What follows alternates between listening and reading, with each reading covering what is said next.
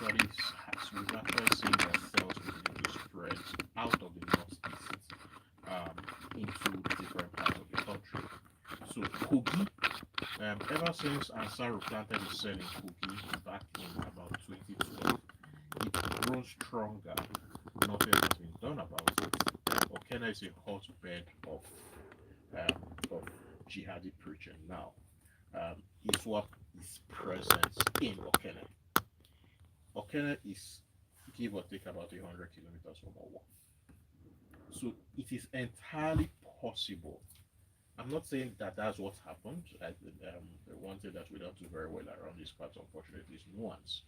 But it is entirely possible that it is ISWAP that drove down or rode down to Owo to commit that atrocity and then rode off. The real travesty is that we haven't arrested anybody. Um, we have those of us in the south of Nigeria. Very unfortunately, we don't know that much about our northern counterparts. So there's also the possibility that any northern-looking person will just say it's a Fulani herdsman. Having said that, the government itself, the federal government itself, is also guilty of not letting the police do investigation. Whether the police is doing or is capable of doing investigation is a Now, hold completely on one different second, story. Cheta. Yeah, Please expatiate on that. it was pretty much the Monday or was it the Tuesday after that the Ralph Aribishola just jumped. Okay, no, it was Wednesday. After the Federal Executive Council meeting, he just jumped and said it was ISWA that was responsible for the Owa massacre. Um, that itself was basically prejudicial to whatever investigation may have been happening. So Huriwa, in concluding that it's Fulani guys, are prejudicing the investigation. The federal government themselves also prejudiced the investigation. The tragedy of all of this kind of behavior is that we are going to end up with no one being arrested, and it will just fade away. All right, let's keep this going and bringing it back home here to Lagos. In from the Nation newspaper, fuel scarcity hits Lagos Metropolis. Now, fuel scarcity hits harder in Lagos yesterday as more filling stations closed their pumps to motorists. The few that sold petrol across the metropolis had long queues. Early signs of the commodities scarcity, had surfaced last Wednesday, following weeks of scarcity in Abuja. It's been on in Is it Abuja weeks? since I mean February. months. Yes, Yeah, it's I think months. more along February. lines of Yeah. months. Yeah. But I mean, what happens in Abuja On and this off, week? right? Yes, on and off. This week there's no scarcity. This week, all the queues are back again. And I was happy when I came back. I told Shopper, oh, we don't have scarcity in Lagos. Because if it ever happens, I wonder how Lagosians would commute. Now, here's the And thing: Lagos is actually it lives when it comes to this in a little bit of a bubble, right? Because what the other parts of the country are dealing with on an almost daily or weekly, however you want to put it, basis is not something that we have to deal with. But when it comes as this mm, surge, right? So Lagos will always get fuel first, as compared to most other parts of the country, because most of the importation happens from here. Having said that, this current fuel scarcity is more a supply demand and money issue. Fuel prices, crude oil prices have been rising really really fast because of the situation in Russia and Ukraine. mm, A lot of the world's refining capacity is actually in both countries and comes out through the Black Sea into the Mediterranean and then moves up from there. The Americans, who, in my opinion, rather hastily and foolishly put a lot of sanctions on Russia without thinking of the knock on effects, have been trying to get people like the Venezuelans. They even tried to reach out to the Iranians, and now Joe Biden, after all of his talk, is going to Saudi Arabia to plead with the Saudis to raise crude oil production. It's a geopolitical mess. As of closing on Friday, crude oil closed at 813 barrels, $813 per barrel. mm. So what it means is that across the value chain, the cost of everything will go up. We are still selling petrol at 865 naira per liter, which is heavily subsidized. That means that the cost of our subsidy is going up, and we are borrowing money to fund that subsidy. Um, What someone told me off the record, so I can't mention who, what someone told me yesterday is that the last tranche of subsidy has not been paid. So people are sort of like holding fire with respect to supplies because the ex depot price of petrol has gone up. So it's basically a money problem. If we are to let go of the subsidy, the fuel will come in. Now let's look at it again. In Lagos, there's a huge population here. Without fuel queues on the roads, there's traffic. Now, when we see people parking double lanes trying to get the product, there's no Okada to take people through to work. What do we envisage in the coming days? You've not lived in Lagos before, I assume. Well, I'm settling in gradually. He's not lived in a time of fuel scarcity. No, he hasn't. Okay, so don't worry, we'll get by. It's usually what bad. It's Lagos terrible. is chaotic on a good day, so we're used to chaos already. It's not Mhm. really But nothing to this, worry about. this is a heightened level of chaos No, that we I tend to mean, see whenever we've there's all no lived All right, fuel. through- Mr. lived C, through fuel scarcity please before. come in. Let's also listen to you on this. Lagos can be chaotic sometimes, but to suggest that Lagos is chaotic every day, Shatan, I think that's stretching it just a bit. Even Shakwa is looking at you, Mr. C, like Yeah, seriously. No, think about it. I'll Let's be have what honest. he's having. Sorry? I'll have what you're having. I'm just here to moderate. So let's hear from you, Lagos, Nigeria world. Send your WhatsApp messages in to 0809 440 981. If you are watching the live stream up on youtube.com/smooth 981 FM Lagos, then all you need to do is leave a comment on that stream and we'll get to you. And of course, we're up on Twitter as well at smooth 981 FM. Use the hashtag freshly pressed 981. Tony Nikeja says, let terrorists keep attacking until Peter B steps in. They will truly define or redefine Nigeria. Why is Catholic Church their main targets now? That's a message in from Tony. We also have Samuel sending a message. They know where the terrorists are, or at least they can ask Sheikh Gumi. They know who is financing them. At least the UAE gave them a list. They clearly don't want to do anything about it. Instead, the few arrested by the armed forces are released, while our soldiers are court-martialed. It's up to us to throw this breed of politicians out come 2023. And that one in Samuel from Lekki. All right, Joseph sends a message to us. Yes, Joseph says, why was it very easy to trace the sponsors and financiers of the NSARS protests, the individuals, the bank accounts, and other things? But why is it then very difficult having a thorough investigation and detectives going deeper to get the terrorists? Asks Joseph. Whilst this one comes in from IK. Well, he says on the PMS issue, why party is holding fire? Which party is holding fire? I thought the PPMC was the sole importer. That's IK sending that message in. Yinka Bolu also sends a message across. He says, Mr. C, please, which Lagos do you live in? Oniko roundabout is chaos right now. Okay, well, he didn't say it's not chaos right now. He said every single day it might not be chaotic. I'm still looking at you, but still. And everyone is. Fisher from VI says, Chexter is right. Lagos is chaotic daily. Whilst Emeka says, the continual attack on Catholic churches could be the way Bishop Kuku addressed the federal government on insecurity in the land. If it's not why the churches, well, if not, why the churches and not other religious centers? More messages coming in. All right, but we'll just keep it moving with the stories. We'll come back to your messages in a moment. Okay, for the stories, we're going to stick with what's happening in Lagos because the lion came back to Bordelon. From the Punch newspaper, Tinubu returns to Lagos, seeks massive local government votes. Hoodlums attack convoy. So a lot happening. But he has a presidential candidate of the All Progressives Congress coming back to Lagos. And while he was in Lagos, when he came back, expressing his appreciation for the support of the governor of the state, the deputy governor, and the Oba of Lagos, Rowan Akiolu. So, Mr. C, coming to you for all that went on with once he landed. Okay, so yesterday the presidential candidate of the ruling party returned to Lagos State, which is his political base, and he was received by his supporters at the stadium, Teslim Balogun Stadium in Surulere. Then he then proceeded to the palace of the Oba of Lagos, and on the way out of the palace, his convoy, the last 2 or 3 vehicles, were attacked by hoodlums.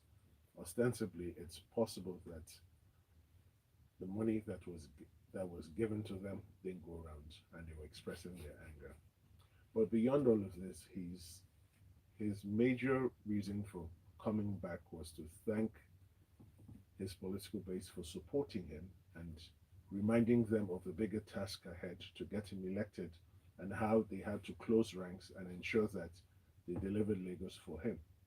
And he did suggest, or there was some mention of the local government chairman being graded or going to be appraised on how they go about this particular task.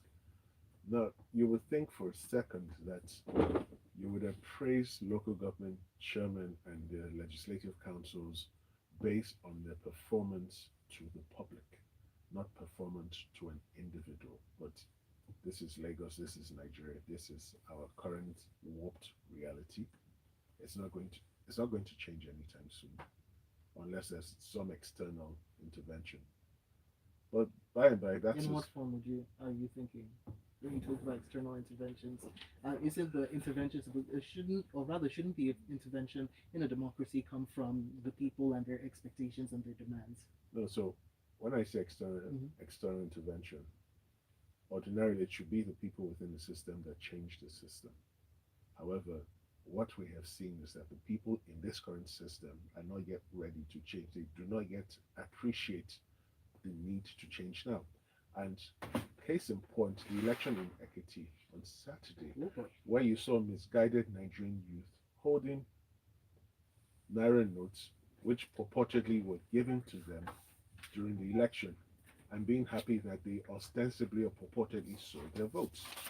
That shows that we still have a long way to go. Mm. And unless there is an external intervention, maybe someone comes in and disrupts the system or gets people to see a different perspective, then and only then will we begin to see the change that we earnestly crave. All right, let's just get into this next story in from the Daily Post. There was an election in Ekiti State on Saturday. So the headline here, Ekiti election, APC, PDP, SDP bought votes. Serap writes INEC. And the Socioeconomic Rights and Accountability Project, Serap, has asked INEC to probe financial inducements during the Ekiti elections. Serap wants the electoral umpire to gather information about vote buying, undue influence, intimidation, and ballot box snatching, amongst others. Cheta, we come to you for this one. Ekiti election. Let's just talk about it, an overview, and then vote buying and selling.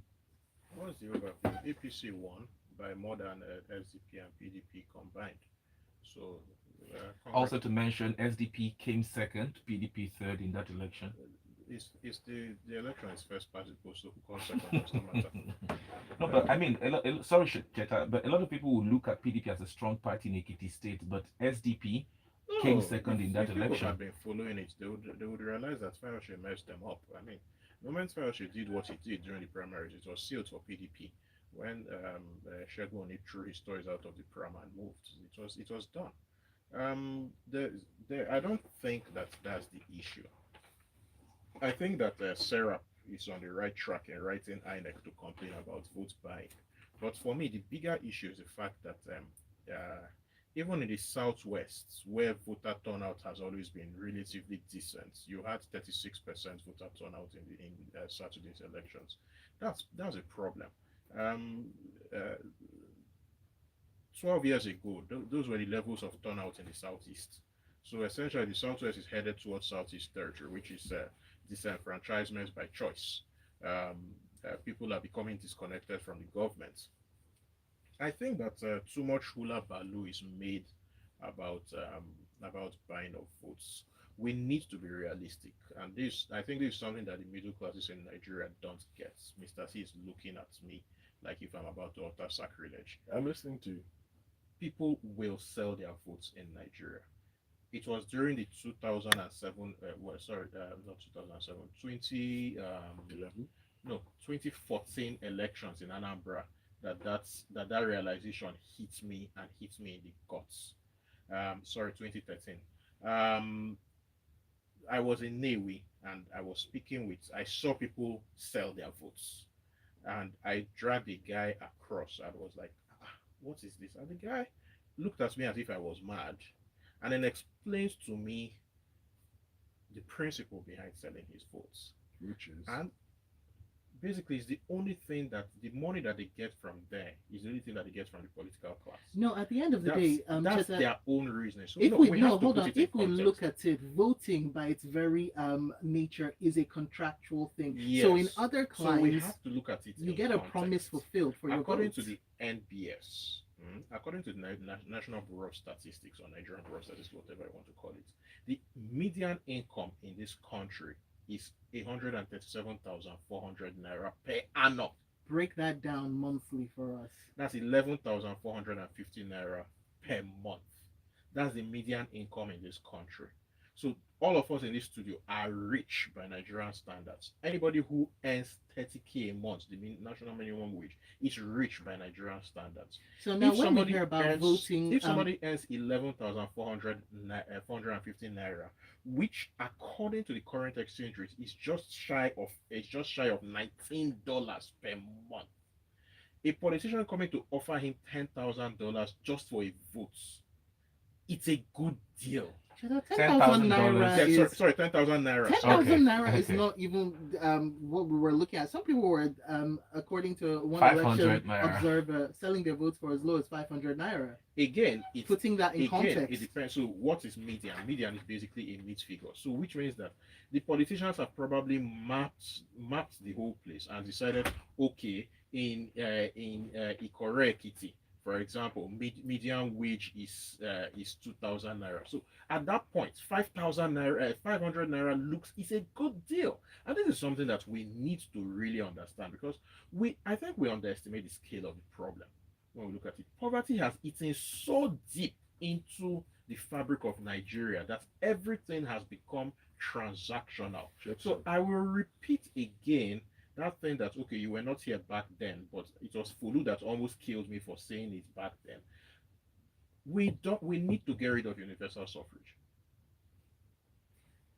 Don't worry, your life is not at risk here, but yeah, people, let me it's just- up He's to you already to he's already pumping. So let me just point something out. When Chexter refers to poverty, he's referring to financial poverty. There is a poverty of the mind because the fact that you're financially poor Okay. does not necessarily mean you have It's no like intelligence those. or common sense. So we have to make that distinction. No, Mr. No, C, no, when no, you you talk see, about you that, get- we need, and this is why I always like to bring in Maslow's hierarchy of needs, right? Because how can Thank you you. get to that point of view Exactly. where now You're your looking- decision you're is talking of people cerebral? who don't know where their next meal is coming There's from. a difference There between are people in this country, and there are many that have not eaten for days. Okay, Chexter. So It's just a brutal reality. Okay, now we could spend a lot of time on this, but we And need there to are quite move a on. number of messages, but let's take one more Very story. quickly, let's take this story in from the Punch newspaper. Kaduna government sacks NUT president and 2,356 other teachers. Now, hearing from the Kaduna State Universal Basic Education Board, it spoke through its spokesperson Hawa Mohammed, said that it has dismissed 2,357 teachers who failed the recently conducted competency test. Now, amongst the teachers that were sacked, she said that 2,192 primary school teachers, including the national president of the Nigerian Union of Teachers, Audu Amba, have been dismissed for refusing to sit the competency test. Mr. C, I'm bringing this over to you. okay, Shopper. So let me throw some quick context and background to the story.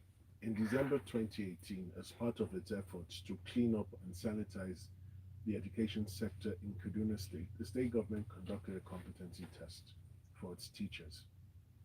21,780 teachers failed that competency test in 2018. Consequently, 25,000 teachers were subsequently employed. In December 2021, another competency test was conducted. Now, of that number, 2,192 teachers, including the president of the National Union of Teachers, refused to sit for the exam and were deemed to have failed automatically. 165 of these teachers failed to get 40% of the total marks for that test. So consequently, another group of people which number was not given scored between 40 to 74% and have been told they will be given another chance to resit the test. And it just speaks to the dire situation the education sector in Nigeria is. We have teachers. And by the way, the knock-on effect, because from the dire situation the education sector is in, that's the dire situation of the populace and the economy, because that is where we get our productive members of society. So what you have is you have teachers who can barely read and write, who are barely competent in the subjects they're supposedly meant to teach. You can only imagine what the products would be like. And by the products, what I did mean you the expect? students. Sorry? What did you expect? For years, we've been underpaying teachers, so our brothers and best don't go into teaching. Agreed. Uh-huh. So I don't know why this story is a surprise to anybody. Mr. C. It is still a surprise because, and I'll explain why. Some state governments have taken steps and continue to take steps to improve the situation, but it's the Really? it's the reality, it's the Okay. depth of the situation that continues to amaze people. Okay. Okay, we have time just for the messages, so Just a let's few. let's get into them. You don't need to Yabo Haneza. Ian Kabuli says vote buying we can deal with systematically with time. However, thank God it's not election rigging. Honestly, there's no way we can stop vote buying without working with the banks. Maybe 2 days to the elections, we should jam all of the internet banking services and then monitor all transactions above a certain amount. Well, good luck. Chris from Aja has let's see, Olufemi. All right, Olufemi sends a message. It says, good morning, Chata, all the rich people. Okay, we move on to another message here. Some people are registered to vote in their local government areas, but are now in urban centers. Now they are not interested in going back to the localities to vote. They are in the cities and cannot vote either. You can transfer your polling station close to you. Chata is 100% correct. Per poverty, all kinds of poverty. El Rufai has recommended that Nigeria hires foreign mercenaries to deal with the terrorists. What is the government waiting for? Also, I realized that topping the average gas tank cost 11,000 naira to fill, and without the subsidy, that could cost up to 50,000 naira. We're in a bumpy ride. God bless Nigeria. B Oh. from Lekki. We are in for a bumpy ride, B. Pappy says there is poverty in the land, so people are selling their votes to survive. And Lenin says, Mr. C, hunger drives decision making. And to support what Cheta is saying, how many third world countries can you name that have grown into first world countries as democracies? It gives us the pointer that democracy seems to be largely elitist. Thus, what is happening in Nigeria actually makes sense. And any politicians that really want to save us have to consider that in their strategy. If not, failure awaits them. I think we've seen that happening in, Well, quite a number of messages and more still coming in. Sincere apologies. We cannot take any further messages. We apologize very sincerely. We'll do this again tomorrow at 7:30. Thank you, Mr. C, and thank you, Cheta, for being a part of the show. and make sure you find them on social media. Mr. C is at Monsieur C with a triple E on Instagram, Twitter, as is Cheta. He is at Chickster. Yes, no E there. CHXTA. At Chickster on both platforms too. The headlines, the stories, the news. In-depth analysis of national current affairs. So Fresh the day requests the day